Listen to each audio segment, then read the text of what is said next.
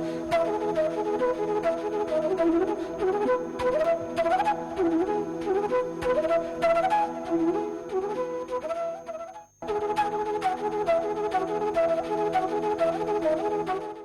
and good afternoon friends, welcome to the CEC-UGC live lecture. Dear friends, with another lecture in series on genetics. Today we would be talking on genetic mapping, and for this very discussion we have once again with us in our studios Dr. Charu Dogra Rawat. Dr. Charu Dogra Rawat is Assistant Professor in Department of Zoology, Ramjas College, University of Delhi. Dr. Dogra has immense experience, and her experience would definitely help us out in understanding the topic genetic mapping. So without wasting any time, I would like to welcome our guest, Dr. Charu Dogra Rawat. Hello ma'am, welcome to the EduSet lecture. Thank you. So today in this session we'll talk about genetic mapping. Mapping is something to find the location of a thing, and genetic is the location of genes. So we'll be looking for how to locate genes on the chromosomes. So chromosome map is a map of the entire genome. That is a map that indicates the relative locations of genes on the chromosomes. The assignment of a gene to a locus on a chromosome is termed gene mapping. Basically, there are three types of gene maps: a genetic or a linkage map, a cytogenetic map, and physical or a molecular map. A genetic or a linkage map assigns genes to linkage groups, that is, the groups of genes which tend to be inherited together because they are found close together on the chromosome. We talked about the linkage groups in our other sessions, and therefore the genes are assigned to the linkage group. A cytogenetic map is created by correlating phenotypes with observable chromosome rearrangements and deficiencies. This type of a map usually has a low resolution and is applicable to the few species, for example mammals and Drosophila, which display either natural or artificially inducible reproducible chromosome banding patterns. So based upon the differences in the banding patterns, cytogenetic maps are created, and these differences in the banding patterns arise because of certain deficiencies or rearrangements that have occurred. So that also helped to assign the genes to a particular chromosome. A physical or a molecular map relate gene positions to each other using physical distance measured along the DNA helix, and is calibrated in real units, for example base pairs, kilobase pairs and megabase pairs. So physical or a molecular map basically uses certain techniques such as gene cloning, gene sequencing, shotgun sequencing, where the actual distance is defined. So actually you look for where the genes are located on the DNA helix and do not find the location of the genes based on certain derived characteristics or based on certain consequences because of the location of the genes. So this is the direct assignment of the genes on the chromosomes, which is there in the physical or a molecular map. So today we will be talking about the genetic linkage maps, how they are created. The learning objectives would specifically be to understand the principle behind this genetic or linkage mapping, to understand how to compute physical distances between genes, to understand linkage analysis for constructing human genetic maps, to understand the mechanism of gene mapping by studying 2-point and 3-point crosses. So to start with, I would like to recall from our linkage and crossing over session that the linkage was first correctly interpreted in 1912 by T.H. Morgan in Drosophila. He was the first to discover the phenomena of X-linkage. Through his studies, Morgan concluded that linked genes are arranged in a linear sequence along the chromosome, and that a variable frequency of exchange occurs between any two genes during the gamete formation. He proposed that two genes located relatively close to each other along a chromosome are less likely to have a chiasma. The chiasma is the point of the crossing over, so there is a less likelihood that the two genes which are located relatively closer on the chromosome, there will be any crossing over occurring in between them, and then if the two genes are farther apart on the chromosome. Therefore, the closer two genes are, the less likely that a genetic exchange will occur between them. So this was what T.H. Morgan proposed because of his studies on Drosophila, and in fact he showed the linked genes on the X-linked genes which were there in the Drosophila and certain phenotypes which were inherited together, because these two genotypes are inherited always together and they were not segregating, not following the Mendelian law of segregation or independent assortment. Now, Morgan's student Alfred H. Sturtevant was the first to realize that Morgan's proposal could be used to map the sequence of linked genes. So, he devised that he used these two proposals to actually locate the genes on particular chromosomes, which is there. Now, before I go on to how these linkage maps are created, we would just like to talk about when there is a crossing over occurring between the two genes, there are different possibilities on a particular chromosome. One possibility is that there is only a single crossover that is occurring. During meiosis, a limited number of crossing over events occur in each tetrad. These recombinant events occur randomly along the length of the tetrad. So, we already saw that during meiosis, in the Pachytene stage, the crossing over starts, the bivalents come together and form a tetrad, and then there is a crossing over that occurs between the non-sister chromatids. Now, there is a limited number of crossing over that can occur in each tetrad which is there. The closer the two loci reside along the axis of the chromosome, the less likely that any single crossover event will occur between them. So, if the two genes are lying very closely to each other, it is very difficult, or it is basically assumed that it is not possible that a crossing over will occur in the segment between these two particular genes. So, this one crossing over event when occurs, then that is termed as a single crossover event. Two examples of a single crossover between two non-sister chromatids and the gametes subsequently produced are shown here. In the first, you can see that a single crossover occurs between two non-sister chromatids, but not between the two loci being studied. For example, we are studying the loci capital A, B and small b present on the other chromosome which is coming. Now, the crossing over, a single crossing over is occurring, but it is not involving the two loci which is the A and B.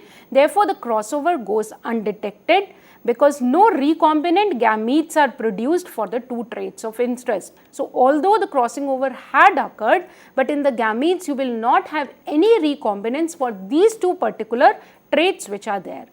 Another possibility is that the crossing over, the two loci under study are quite far apart, and therefore the crossover does occur between them, yielding gametes in which the traits of events are, the traits of interest are recombined. So, there is a possibility, again reinforcing the Morgan's findings, that if two loci are very close to each other, then there is a lesser possibility that a crossing over will occur between them. But if two loci of interest are, or the two traits of interest are lying far apart, then there is a possibility that a single crossover will occur between it, and phenotypically it can be detectable also. However, the multiple exchanges can also occur along the length of the axis of the chromosome. For example, double crossovers can also be found. In a single tetrad, 2, 3 or more exchanges will occur between non-sister chromatids as a result of several crossing over events. The double exchanges of genetic material result from the double crossovers. So, you can see that in the case of a double crossover, the two separate and independent events or exchanges must occur simultaneously. So, in here there are three traits which are A, B and C, and there are two crossing over sites which is occurring. So, one is occurring between the A and the B locus, and another crossing over is occurring between the B and the C locus, resulting into the double crossover gametes and the non-crossover gametes, which are basically from the sister chromatids where the crossing over is not occurring place. So, the multiple exchanges can also occur. So, double, triple, quadruple, any number of crossovers can occur along the axis of the chromosome which is there. Now, how to map the genes based upon this crossing over event? The physical distance is estimated by the frequency of recombination between the markers. That is, the greater the distance, the more likely that a crossover will occur between them.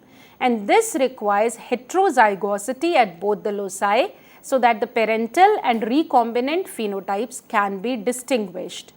If enough offspring from a given cross can be scored, O-typed, that is have their genotype determined, the recombination frequency or crossover value between any pair of heterozygous loci can be calculated directly using the formula R, which is equal to total of recombinant products of the meiosis divided by the total products of the meiosis. So, there will be certain products, certain gametes which will have recombinant chromatids and certain gametes which will have the parental gametes. So, parental gametes will give rise to the parental phenotype, however, the recombinant gametes will give rise to the recombinant phenotype. So, if you divide the total number of recombinant products in meiosis by the total number of products of the meiosis, then you get a term which is called as the recombination frequency. And this recombination frequency is the physical distance between the two particular traits that we are studying. Recombination frequencies are then used to calibrate genetic maps. A recombination of one person, for example, that is only 1 out of every 100 offspring inherits the recombinant haplotype, corresponds to a genetic distance of one genetic map, or what is called as the centimorgan. So, that is how the linkage between the two genes based upon the crossing over occurring between the two genes relates to the distance between the two genes. Minimum value for R is 0, that is there are no recombinants. Maximum can be 50% in case the genes are actually on different chromosomes or at the same chromosome but very distant. So, even the genes which are present on the same chromosome but they are lying very far apart tend to give a reflection that they are independently assorted, and the maximum R could be only 50% because out of the 4 chromatids in the tetrad, only 2 sister chromatids the crossing over take place, and 2 sister chromatids will always produce the parental gametes and therefore always give rise to the parental phenotype which is there. So, 50% maximum is explained by the fact that 2 duplicated chromosomes undergo the process of crossing over in meiotic prophase. So, even in case there is always a crossing over between 2 loci, 2 strands of the tetrad are always non-recombinant. So, there is a 50% of the chance, maximum 50% of the chance that a recombinant gamete will be produced. Because when the tetrad is formed and when a bivalent is there, then 2 of the sister chromatids do not cross over, only 2 sister chromatids cross over. So, after a cross like what is shown in the figure, the 2 will always remain to be parental phenotype and the 2 which is shown in the center will be the recombinant one. So, there is always a chance that 50%, the maximum 50% will be the parental phenotype because the 2 chromatids are always parental and there is no chromatid exchange that has occurred in them. Because of the sample sizes, the genetic distances in humans is measured as recombination fractions calculated in the same way as recombination frequencies but expressed as value between 0 to 1 rather than a percentage. That is, one genetic map unit is equivalent to a recombination fraction of 0.01. In humans, another term which comes into being is called as the Lord score analysis. It was first devised by J.B.S. Haldane and C.S. Smith in 1947 and refined by Newton Morton in 1955. So, Lord score is basically talking about the probability. Lord score is standing for the log of the odds favoring the linkage. It assesses the probability that a particular pedigree or several pedigrees for the same traits of interest involving 2 traits reflects genetic linkage between them. Because in humans, for example, it is very difficult to create the genetic experiments as has been done for Drosophila, and moreover, you cannot find you have to study the pedigree analysis, you have to study the pedigree to assess the linkage of a particular genetic trait which is there, and that is again very limited because if 2 loci have to segregate and have to be transmitted at the same time during the pedigree which is there. So, for that purpose the probability of occurring whether the linkage occurs or not is considered rather than the direct calculation that okay, the linkage has occurred, and these are the number of recombinants which are found.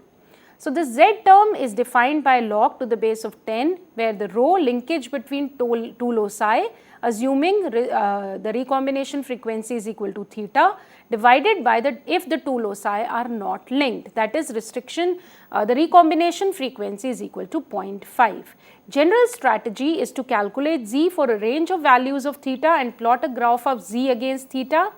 The lot scores greater than 3 are taken to be positive evidence of linkage, representing odds of 1000:1 in favor, and lot scores of less than -2 are taken to be positive evidence against linkage, and use of negative log scores to refute linkage relationship is termed as exclusion mapping. So, if any two loci are having a lot score of less than -2, then definitely they are not linked and they are separated. So, that kind of mapping is also is termed as exclusion mapping, and that is also done to show that they are not linked, they are not lying close to each other, and they are far on the chromosome, either far on the chromosome or lying on the different chromosomes which is there. Now, let us look at a 2-point cross. The 2-point crosses are the crosses tracing 2 genes at a time. Following is the list of recombination data obtained by Alfred H. Sturtevant for several 2-point crosses of X-linked genes in Drosophila.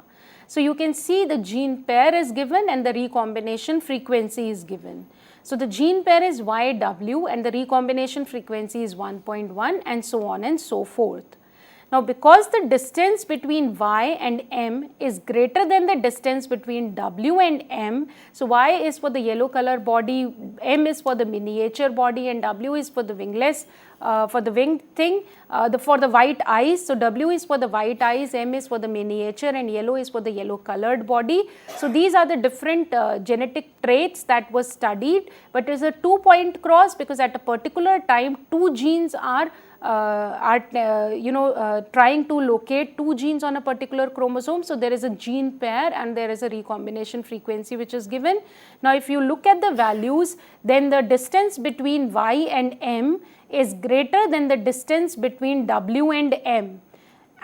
Therefore, the order of the genes must be Y, W and M, which is there. By looking at each set of 3 genes, Sturtevant established a self-consistent order for all genes to be investigated on the Drosophila X chromosome. So, you can see just by looking at the distances, because this is 34.3, so they locate these 3 particular genes, then looking at the pairwise location, which is bigger, which is smaller, they come up to be such a kind of a linkage map that the genes are located on a particular chromosome in this particular manner, and the Y gene and R gene are very much distant to each other, whereas the Y gene and the W gene are lying very close to each other.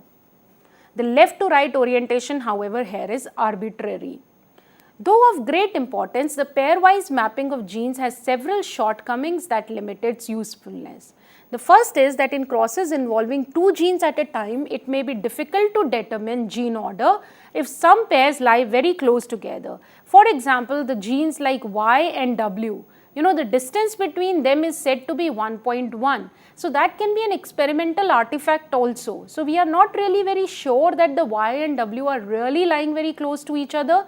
Is this 1.1 recombination frequency which it is giving? So, out of 100 individual, only 1 is a recombinant. So, that is a chance factor, that is an artifact which it is showing, or is it true? It is very difficult to ascertain that. In the above example, before being able to conclude with any confidence that Y and M are truly farther apart, that is, the small difference between the values of 34.3 and 32.8 is not the result of sampling error, one would have to examine a very large number of flies and subject the data to a statistical test. So, similar is a thing if we look at the 34.3 and the 32.8. So, we really don't know that the Y and M are actually lying so much apart because the distance between them is only this much. So, this is true or this is true. So, that is like one cannot ascertain by 2-point crosses. A second problem is that the actual distances in the map do not add up always, even approximately. Now, based solely on its distance from Y as inferred from YR data, R would be placed at position 42.9. So, if you look at this, then just assigning the genes, the Y will be placed at 42.9. That is what is the recombination frequency between Y and R is coming out to be. However, if you total all the distances in between, it comes out to be 55. However, if by calculating its position as the sum of all intervening distance, the locus of R becomes 55. So, we do not even know that whether it is lying 42.9 distance apart or whether it is lying 55 distance apart. To execute a successful mapping cross, therefore, 3 criteria need to be met. One is the genotype of the organism producing the crossover gametes must be heterozygous at all loci under consideration. If homozygosity occurred at any locus, all gametes produced would contain the same allele, precluding mapping analysis.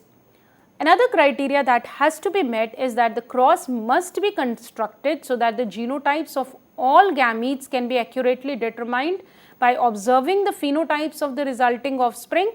This is necessary because the gametes and their genotypes can never be observed directly. To overcome this problem, each phenotypic class must reflect the genotype of the gametes of the parents producing it. So, phenotype association with the genotype is very, very important because you cannot identify genotype until it has a very distinguished phenotype which is there. So, it is very much essential that each phenotype class must reflect the genotype of the gametes of the parents producing it. And the third criteria that it should meet is that a sufficient number of offsprings must be produced in the mapping experiment to recover a representative sample of all the crossover classes. So, the sample size should be very large so that all the genotypes and all the phenotypes are basically represented in the analysis so that a proper mapping could be done. 2-point cross system, it's very difficult to do as we have already talked about certain limitations. So, to overcome that, 3-point cross systems are basically done. So, what happens in the 3-point cross system is that there is a simultaneous analysis of 3 markers that makes it possible to obtain enough information to position the 3 genes in relation to each other from just one set of crosses. For example, following are the results from a 3-point test cross of F1 female simultaneously heterozygous for 3 genes.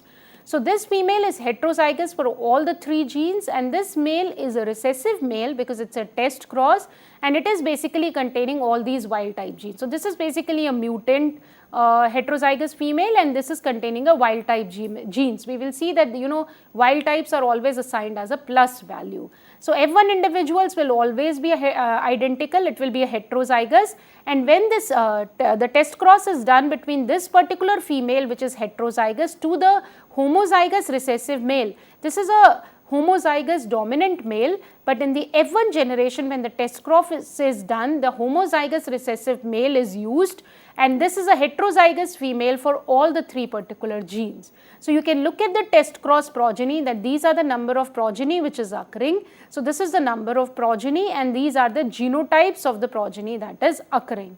If you look deeply into it, then these 2 are the parental combination for all the 3 genes. So, parental combination is basically the VGB-PR and VG+B+, PR+. Then there are certain recombinants which have also occurred and the number of things are given. Now, the recombination frequency is always a function of pair of genes.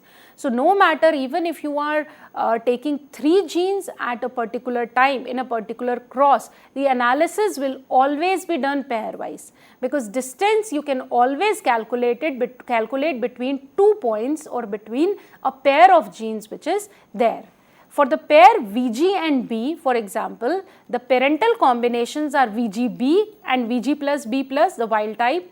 The non-parental recombinants are VGB+ and VG+B. The VG to B distance calculated as the percentage of recombinants in the total number of progeny is given by the parental progeny, which is the 252, and basically the recombinant progeny, we are talking about the recombination frequency. So, this VG plus B and VGB plus the 252 plus 241 and plus 131 plus 118, which is again a combination of Vg plus B and Vg and B plus. So these are the ones which show recombination, because VGB and Vg plus B plus is the parental type. Similarly, VGB and Vg plus B plus is the parental type. So we leave these parental type kind of things and we take these recombinants, and the total number of recombinants divided by the total number of individuals, which is 4.97, into 100 will give you the distance between the Vg and B gene, which is 17.7 Morgan units or centimorgan as we talked about it. Similarly, since recombinants for the VG-PR gene pair are VG-PR plus and VG plus PR, the interval between these two genes is again calculated in this manner. So if you see at VG and PR, then VG plus PR and VG and PR plus, this is one of the recombination, VG plus PR and VG and PR plus, which is here, VG plus PR is again a recombination. So these recombinations are again added and they give rise to the, these are the ones for the PR recombination, and these give rise to the 12.3 Morgan units, which is there.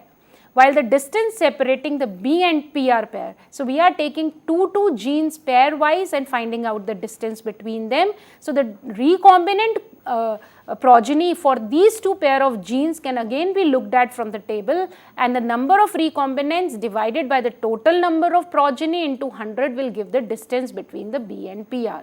And based on the calculations, the deduced genetic map is basically this. So the total of 12.3 Morgan units and 6.4 Morgan units, and this will, the distance is 17.7.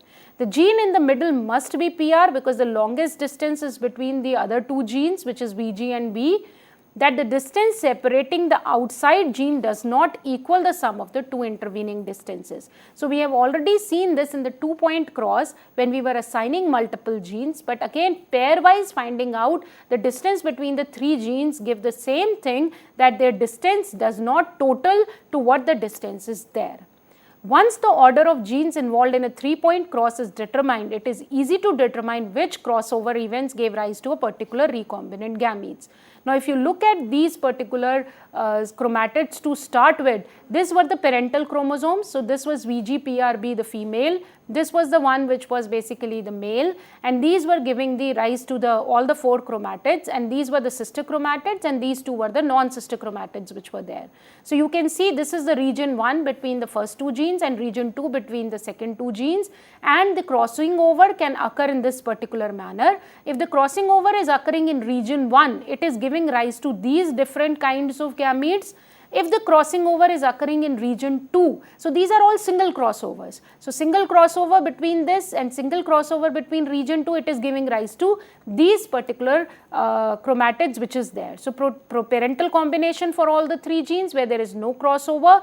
Recombinants for VG relative to parental combination for B and PR, single crossover, and recombinants for B relative to parental recombinations for VG and PR. But there are other 2 recombinants which are also coming, which was number 13 and 9.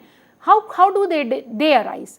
The 2 smallest groups made up of rare VGB PR plus and VG plus B plus PR recombinants most likely result from 2 different crossover events occurring simultaneously, one in the region 1 and one in the region 2. So they are the double crossovers that is occurring. So one is occurring here and one is occurring here, and these double crossover recombinants are having this particular genotype which is there. Because of the existence of double crossovers, the VGB distance of 17.7 calculated previously does not reflect all the recombination events producing the gametes that give rise to the observed progeny.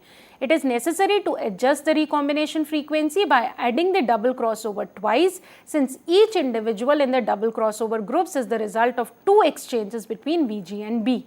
So the corrected distance will be, to find out between VG and B, the total distance will be 18.7 mu, which was basically reflecting when you total the 2 distances also. So there has to be a correction for the double crossover that needs to be done. As the distance between the two genes increases, the mapping estimates become more inaccurate. The farther apart two genes are, the greater the probability that undetected crossovers will occur. So, for example, this is a double crossover where it is occurring. So, there are two crossover events have occurred, but since A and B are farther on the same chromosome, both of them remain unaffected due to these crossing overs. So, crossing over has occurred, but there is no detectable recombinants that have occurred which is there. So, the theoretical and actual percentage of recombinant chromatids versus the map distance is shown here. The theoretical is, the straight line shows the theoretical relationship if a direct correlation between recombination and map distance exists. The curved line is the actual relationship derived from the studies of Drosophila, Neurospora and Zea mays. So, basically if the two genes which are far on the chromosome, they also tend to show that they are independently assorted. So, even if they belong to the same linkage group or they belong to the same chromosome, but they tend to be reflecting that they are inherited independent of each other, because as the distance increases, even if there are recombinants that are occurring, they are not detected. So, we are using a morphological marker only, and therefore, the morphological marker cannot distinguish these recombinant gametes, because it is not detected in the phenotype as far as the two traits are concerned. So, we will talk more about this in a next session.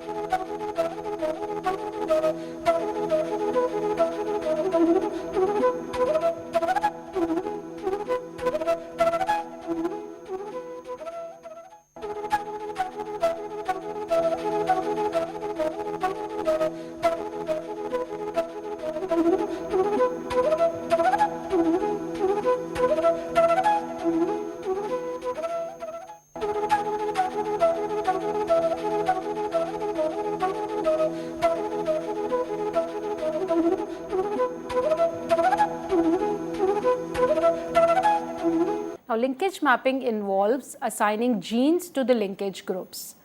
Linkage groups means that the two genes which are close together tend to be inherited together.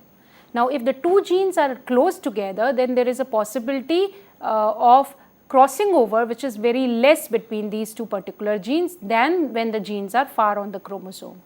Now, this crossing over results in the production of recombinants. So, the occurring of recombinants can be correlated to the physical distance between the genes. That is the principle behind the linkage mapping. So, we talked about the linkage mapping, but now we will see what are the limitations to the accuracy of the linkage mapping which is there. So, the learning objectives for this particular session will be to understand the limitations to the accuracy of genetic mapping, to understand how underestimation of genetic distances can be corrected, to understand the phenomena of chromosomal interference, and to understand the diversity of genetic markers and genetic mapping using artificial breakpoints. And we will also take an example and create a genetic map which is a linkage map which is there. Now, linkage mapping is inherently inaccurate when either very large or very small interlocus distances are considered. This is because regardless of the distance between the loci, The maximum recombination frequency is 50% due to the statistical distribution of crossovers with respect to the 4 chromatids of the bivalent. So, we have already seen that this recombination frequency can be 0 if there is no recombinants that are produced, that is, there is no crossing over that is occurring between a pair of gene that we are considering. So, it can be 0%, but at the maximum this recombination frequency can only be 50% because the exchange occurs only in amongst the 2 non-sister chromatids which is there. Even if there is a the crossing over occurring between all the 4 tetrads and it gave a 100% recombination frequency, there will also be a possibility to crossing over not to occur in any of the tetrads, and that will give rise to a 0% recombination frequency. So, again giving rise to a maximum of 50% recombination frequency which is there. So, that is an inherent inaccuracy which is provided for the calculating the physical distance, because you cannot say that so there is not a correlation which is direct between the physical distance and the occurrence of the recombinants which is there. Then another limitation is that the effect of multiple crossovers cause a progressive underestimation of recombination frequency as the interlocus distances become large. The fundamental weakness of genetic mapping is that any even number of crossovers will be typed as parental and any odd number as recombinant. When the interlocus distance becomes very large, the probability of generating an even number of crossovers is equal to that of generating an odd number, and the frequency of recombination is 50%. At this point, even loci on the same chromosome behave as if they are assorting independently. So, there is not only a single crossover that occurs between two non-sister chromatids. There can be occurrence of multiple crossovers, and this multiple crossovers, as we already saw, that some of the recombinants will go undetected. So, multiple crossovers, if there are even number of crossovers that are occurring, it will result into the production of the parental gamete. So, although the crossing over has taken place, although the recombination has taken place, but for the 2 loci, there will be a parental type which has occurred. So, that is why we see that there are much more parental types than what there are the recombinant numbers that occur. So, this is again very giving limitation to the accuracy of the genetic map which we create. And the third point is the effect of the non-reciprocal recombination interfere with the analysis of recombination frequencies as the interlocus distance becomes very small. So, basically there is a recombination which is occurring, but it is non-reciprocal. So, only one of the strand gets get integrated onto the other chromosome. So, by and large the distance between 2 of the genes on one of the chromatids will keep shortening. So, this non-reciprocal recombination again tends to interfere with the correct or accurate genetic mapping which is there. Another problem is the regional difference in recombination frequency and the presence of recombination hotspots and cold spots. So, we are relying here for the physical distance between 2 genes and correlating it with the recombination frequency. But in the genome, there are certain places which are termed as the recombination hotspots that favor the recombinations. So, the recombination frequency between in those fragments it will be higher, or recombination cold spots which basically inhibit the recombination to occur. So, you cannot ascertain the distance between 2 genes in lying such areas which are either recombination hotspots or recombination cold spots, means that there is not a constant relationship between the genetic and physical distances. Recombination frequencies also differ between the sexes and species. So, genetic mapping or linkage mapping is still used, but there are advanced methods which have come up, but these are the limitations to the accuracy of the linkage map which is there, which has to be considered. Now, in principle, the underestimation of genetic distances can be corrected by attempting to detect multiple crossover types or by predicting true distances from the underestimated ones. So because the recombinants are underestimated, what we can always do is we can correct this genetic distance which has come up, and we can do so by detecting multiple crossover types, as we did it in Drosophila by taking the 3-point cross, in which again we were taking pairwise distances, but pairwise distances we looked at the 3 different genes in one particular set of cross to ascertain the location, which is much more promising than when we were using 2 pair of genes and we were trying to on a 2-point cross when we were trying to make a genetic or a linkage map. In genetically amenable species, the detection of multiple crossover types can be achieved by including more loci in the cross, as in the classical Drosophila 3-point test cross, so that the mapped region is broken into smaller interlocus distances. The correction of inaccurate genetic map distances is facilitated by mapping function. So one thing is we can use multiple points for crossing, such as 3-point cross rather than a 2-point cross. Another factor is that there are certain mathematical functions which have been defined that can be used to correct the underestimation of the recombinants which is there. And one of the mapping function is called as the Hellenes function. It is the simplest, as it assumes random distribution of crossovers and no interference. We will look at what is interference just down the lane, but basically it creates that there is no interference. It can be expressed as follows, where D is equal to the genetic distance and R is equal to the recombination frequency. So this particular Hellenes function can be used to correct the underestimation of the recombinants which is basically there. So now look at what is interference we were talking about.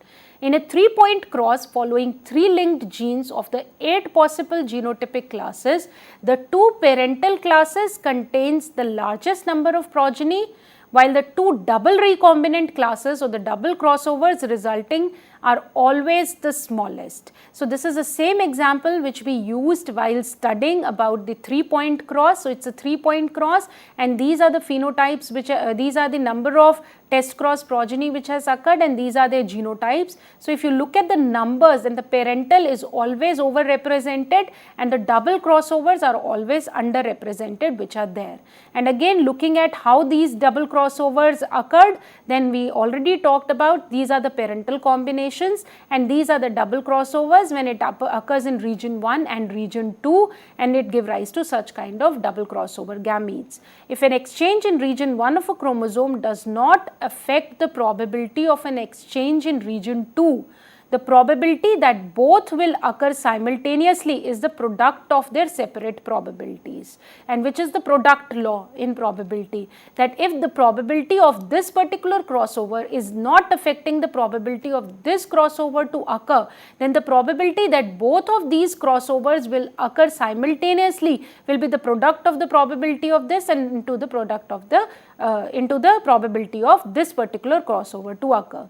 The probability of a single crossover between VG and PR is 0.13, corresponding to 12.3 Morgan units, and the probability of a single crossover between PR and B is 0.064. So we have already calculated these distances. So 12.3 was the distance between VG and PR, and 6.4 is the distance between the PR and B. So probability is basically 0.123 here and 0.064 here. So the probability of that these two will occur simultaneously is given 0.079 or 0.79%, but the observed proportion of double crossover was the number of double crossovers divided by the number of progeny into 100, which is 0.52. So although the probability for the double crossover to occur is 79%, but the observed probability was 52%. So that basically means the fact that the number of the observed double crossovers is less than the number expected if the two exchanges are independent events suggests that the occurrence of one crossover reduces the likelihood that another crossover will occur in an adjacent part of the chromosome. and this phenomena of crossovers not occurring independently is called as the chromosomal interference. So, on a particular chromosome, if a crossover is occurring at one point, it is influencing the crossover occurring at an adjacent locus, and therefore this is called as the chromosomal interference. Interference is not uniform and may vary even for different regions of the chromosome. A quantitative measure of the amount of interference, termed as the index of interference, represented by the capital letter I, in different chromosomal intervals can be obtained by first calculating what is called as the coefficient of coincidence, or C, defined as the ratio between the actual frequency of double crossovers observed in an experiment and the number of double crossovers expected on the basis of independent probabilities. That is, the coefficient of coincidence is the double crossover frequency that is observed divided by the double crossover frequency that is expected. For the 3-point crossover example which we are considering, the coefficient of coincidence will be 0.52 divided by 0.79, which is 0.66. And therefore, the index of interference will be 1 minus coefficient of coincidence, or C is equal to 0.34. If I is equal to 0, the index of interference is 0, the frequency of observed double crossover equals the expectations, and crossover in adjacent regions of a chromosome occur independently of each other. So, in this case there is a 0.34 index of interference. That means the crossover at one point was influencing the crossover at the other point or inhibiting the crossover at the other point, and therefore the number of double crossovers was less than what was expected. If interference is complete, that is if I is equal to 1, because the coefficient of coincidence is 0, no double crossovers would have occurred in the experimental progeny, because one exchange effectively prevents the another. So, as from the value rise from 0 to 1, and basically it is so usually it is a negative impact. It can also be a positive impact, that crossing over at one point is actually influencing the crossing over occurring at others, but that is very that the observed frequency of recombinance will be more than the expected frequency, that is rarer, and usually the observed recombinant frequency of double crossovers is less than the expected, and therefore it is said to be a positively interference that is occurring, or chromosomal interference that is basically occurring in there. So, this was a genetic mapping using the natural breakpoint, and natural breakpoint is the crossing over. Crossing over is a natural phenomena that occurs during meiosis, where the segments between the non-sister chromatids are exchanged. So, it is a natural phenomena, and we have been harnessing this natural phenomena to create a linkage map. The genetic maps can also be created using artificial breakpoints. The principle of genetic mapping is that the further apart two syntenic loci lie on a chromosome, the more likely they are to be separated by chromosome breakage, assuming that chromosome breakpoints arise randomly. Several mapping techniques exploit this principle by artificially introducing chromosomal breaks, for example, radiation hybrid mapping. Radiation hybrid mapping, where chromosome breaks are introduced by irradiating somatic cell hybrids. So, the idea behind linkage mapping is to generate recombinance, and recombinance occur because of the crossing over, which is a natural phenomena. But the same breakage can be done artificially, for example, by using radiations in somatic cell hybrids. Somatic cell hybrids are cells made by fusing cultured cells of different species. In the mapping of human genes, rodent-human hybrid cells are used. So, the two different species cells are fused together by using chemicals such as polyethylene glycol. So, when they fuse together, they form somatic cell hybrids. Now, usually what happens in the initial divisions, the human chromosomes, for example, will not replicate in a mouse, when they are fused together with mouse cell. The human cells will not replicate, and at the end in the somatic cell, when you plate these cells and when you grow these cells, when you culture these cells, they will be mouse cells creating containing 1 or 2 chromosomes of the humans which are there. And then you can see what genes are present onto these particular hybrids by using techniques such as PCR, hybridization, etc. So if you create, one or two chromosomes which are in these particular hybrids which are there, if you use radiations to create chromosome breakage points and then analyze these hybrids, then particularly you can also create the linkage mappings.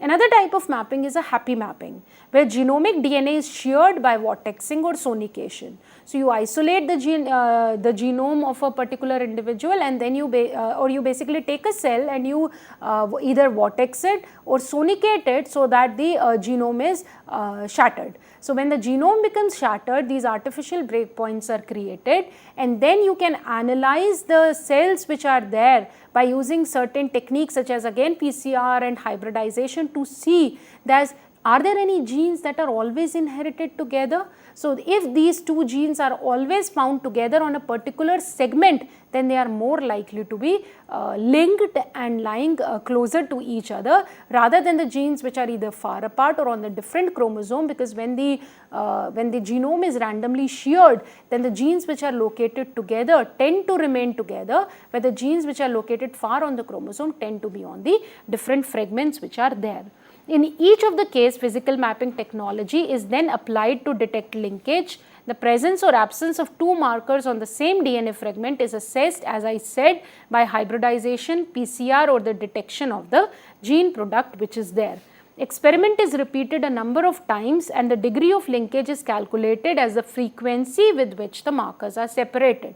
So if the markers are lying close to each other, then they tend to be inherited together, or they tend to be localized together, rather than the markers which are present far on the chromosome, which tend to be separated. So in the repeated experiments, it is seen that after sonication or after the application of the radiation, then whether the two genes of interest, they are lying together or they are lying apart, and that can give rise to give an idea of the degree of linkage, and therefore the linkage mapping can be done. The radiation hybrid maps are calibrated in centi-rays, where CRX, where X is the dosage of the X-rays in rats, the 1 CR being equivalent to a 1% frequency of separation, and that's how so one can also use the principle of the linkage mapping to create the artificial breakpoints and thus create the genetic linkage maps which are there. Now, so far what genetic markers which we are talking about are the morphological genetic markers, which are different, which can be detected because of the phenotypic differences or the morphological differences which are basically there. In humans, for example, in Drosophila, we were talking about the mutant allele, the vestigial wings or the normal wild type wings, the yellow body or a normal body, the red eyes or the white eyes. So they have a morphological differences, morphological different alleles, and these genes with morphological distinction we are trying to locate together. In humans also, these morphological variants are basically the diseased genes and the non-diseased genes. So these two are taken together and found out to locate particular genes. The diseased gene and the normal gene can be used to create a linkage map which is there. But then there are difficulties with these particular markers because of the dominance of certain alleles which is there, or because of the again, as I said, 50% of the recombination frequency which is there. So there are inherent problems in using just the morphological markers. So nowadays a lot of molecular markers are also used. The molecular markers are unique but polymorphic in a particular sequence, and some of the markers which can be used for creating genetic linkage mappings are like protein polymorphism, which basically are differences in protein mobility during electrophoresis. They are codominantly and moderately polymorphic but limited in number. Certain other, usually these markers are also used for creating physical distances, but they can also be used for creating genetic linkage mappings, and so I mention them here, such as restriction fragment length polymorphisms, which is due to the differences in DNA sequence which create or abolish restriction sites. They are again codominant and abundant, but usually only dimorphic, that is, they are present or not present. Then there are again simple sequence length polymorphism or SSLPs, the difference in the restriction fragment lengths or PCR product lengths due to variable number of tandem repeats in mini-satellite or microsatellite DNA. They are very useful markers because they are codominant and highly polymorphic. Then there are certain markers such as randomly amplified polymorphic DNA or RAPs. The DNA fragments amplified with arbitrary primers, abundant but not always possible to distinguish between the homozygotes and the heterozygotes. So, these are some kind of molecular markers which can also be used along with the morphological phenotype basically to generate the linkage maps which are there. So, now we will take an example and try to create a linkage map by ourselves. So, the steps to be followed for generating a linkage map from the given data are basically that first you identify the parental, which is the non-recombinant, and a double crossover progeny which is there. The parental are usually the most numerous classes and double crossovers are the least numerous classes, and rest of the classes are basically the single crossovers which is there, and rest of the classes are the single crossover which is there. Compare the parental and DCO phenotypes. The marker genes that appears to be difference is in the middle. This determines the order of the loci. So, for example, if we are finding out the distance between the 3 DNA markers, then the 3 genes, if we are locating on a particular chromosome, then the 3 genes, there is a we have to first determine the order of the loci which is there, and for the finding out the order of the loci, you have to compare the parental and the DCO phenotypes. The marker genes that appears to be different is in the middle. We consider each pair of genes at a time and determine the number of SCO between them, which is the single crossovers between them. So, we consider each pair of genes at a time. You determine the linkage distance between each pair of genes by calculating the recombination frequency as the number of single crossovers plus the number of double crossover divided by the total progeny into 100. And we will see that the distance is always calculated between a pair of loci which is there, and then you show the distance on the map. So, let us follow these steps and try to create a linkage map for a particular, for 3-point cross which is there. In maize, the recessive mutant genes, brown midrib, V, which is for the virescent seedling, and PR, which is for the purple aileron, are linked on chromosome 5.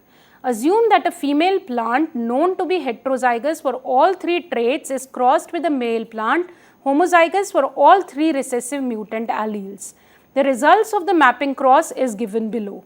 So, you can see these are the phenotypes of the offspring, and the number of the offsprings data is given, and you can also see the total and the percentage which is given there.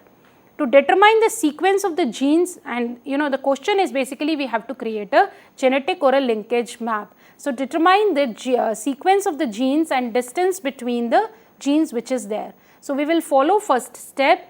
You identify the parental and the non-recombinant and double crossover progeny. The parental are the most numerous classes and double crossovers are the least numerous classes. The rest of the classes represent the single crossover units. So, these are the phenotype of the offsprings. So, we have already seen that you identify the parental one which is there. So, this is a cross which is occurring between, and this is the data which has occurred. So, the parental types is basically these ones because these are the largest in number, and the double crossovers which are the smallest in number basically will be the double crossover. So, you first identify the non-crossovers or the parental crossovers, and you identify the double crossover which is there. Next is you compare the parental and the DCO phenotype. So, next is you have to order these genes on a particular locus. So, how this V gene, BM gene and the plus or the wild type gene is basically arranged on the sequence of the arrangement of these genes you have to find. So, you compare the parental and DCO phenotype. So, this is the parental and this is the DCO, and you observe that the difference is basically between this PR gene which is there. So, in parental it is plus VBM and PR plus plus, and in this there is a PR VBM and plus plus plus is the genotype. So, what the distance, basically the difference in the gene which is occurring between the parental and the DCO should be in the middle. So, the order of the genes is basically V, PR and BM which is there. So, that is how you identify the order of the genes. You compare the parental with the double crossover. Next thing is now find out the distance between these particular genes, the distance between V and PR, the distance between PR and BM we have to find out. So, you consider each pair of genes at a time and determine the number of single crossovers between them, and then you find out the linkage distance between each pair of genes by putting the single crossover number, adding the double crossover for the correction, divide by total progeny into 100. So, the distance between V and PR to start with, what you will do is you will find out the phenotypes which is VPR plus and plus plus PM result from single crossovers between V and PR. So, you will observe that they are different from the parental ones. So, these are the ones which are basically single crossovers for the VPR plus and plus plus BM. So, basically the single crossover that has occurred between V and PR, this is what is reflecting. So, these single crossovers account for 14.5% of the offspring. You add the number of double crossovers and you find the distance between these two particular genes, which comes out to be 22.3 Morgan units. Similarly, the distance between PR and BM can be calculated. Now, the PR and BM, if the single crossover occurs, then comparing them with the parental, these are the single crossovers which is there. The phenotypes V plus plus and PR, plus PR BM result from single crossovers between the PR and BM loci, totaling 35.6%. Add the double crossover and find out the distance, which is 43.4 Morgan units. And then you show these distances on the map. The order of these three genes are V, PR and BM. The distance between V and PR is 22.3. So, based on the number of recombinants or recombination frequency, we have been able to assign the three genes to a particular location. The sequence of the genes and the distance between two genes are created, and therefore, this is what is termed as the genetic mapping. With this note, thank you ma'am, thank you so very much for giving us a very productive session. And dear friends, if you have any queries or if you want to give your feedback for this particular lecture, then you can mail us at info.cc@nic.in. We would be meeting again very soon and would be discussing on another topic under the series genetics. Till then, take care, goodbye. Thank you ma'am, thank you so very much. Thank you.